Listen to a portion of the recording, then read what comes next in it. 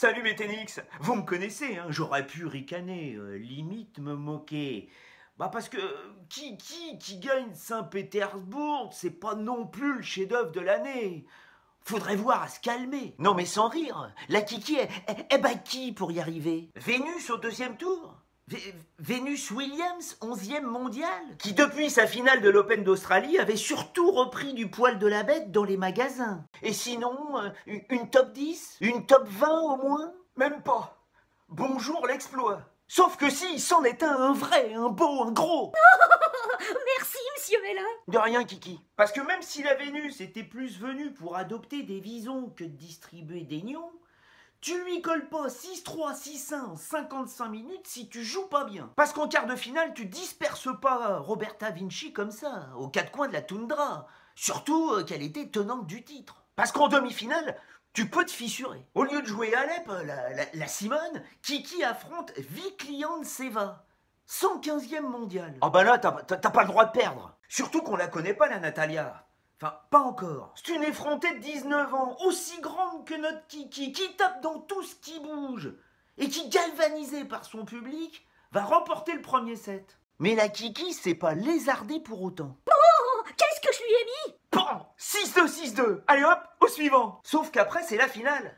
Sa 4e finale sur le circuit, toute perdue. Strasbourg en 2015, Hertogenbosch et Hong Kong l'an dernier. C'est bien simple, la seule fois qu'elle a gagné un titre, c'était à Taipei, il y a 5 ans. Taipei, c'est l'équivalent d'un challenger où elle n'avait pas joué une seule top 100. Du coup, autant vous dire qu'on n'est pas trop confiant, hein. Ça sent encore un petit peu l'enterrement. En plus, en face, c'est Poutine Seva, mieux classé, mental de Kazakh, qui vient de se manger Sibulkova et Kuznetsova. Elle est tellement caliente qu'elle te ferait fondre la Sibérie. Maman! Mais elle y va gaiement, la Kiki. 6-2, 5-2 en 1h15. C'est plié. Elle sert pour le titre, et puis là... plus rien. Plus de Kiki.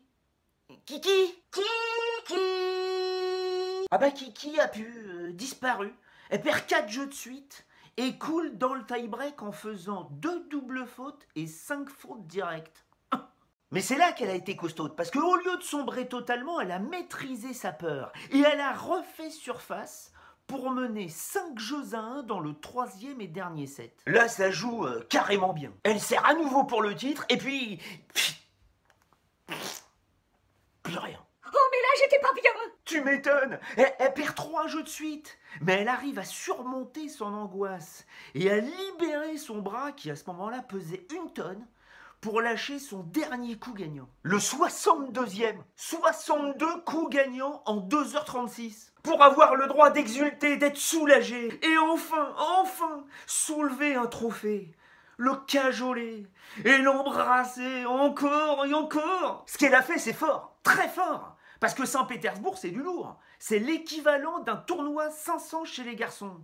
C'est comme si, en prenant les mêmes classements, Malek Jaziri, un joueur tunisien, gagnait Rotterdam en battant David Goffin, Alexander Zverev et puis le grand frère Misha Zverev en finale. C'est d'autant plus fort que la dernière française à avoir remporté un tournoi de cette catégorie, c'était Marion Bartoli à Eastbourne il y a 6 ans. Et c'est d'autant plus intéressant qu'en s'imposant, la Kiki passe de la 51e à la 31e place mondiale. Qu'elle devient donc potentiellement tête de série à Roland-Garros. Comment ça, Roland-Garros? Oui, Roland-Garros, et rigolez pas, c'est d'autant plus vrai qu'elle n'a quasiment aucun point à défendre sur les 3 mois qui viennent. Et quand on la voit jouer comme ça, malgré la peur, on voudrait bien voir ce que ça donnerait une fois libérée. Kiki, fais-nous rêver. Oh, grand fou. Bon, mais d'accord.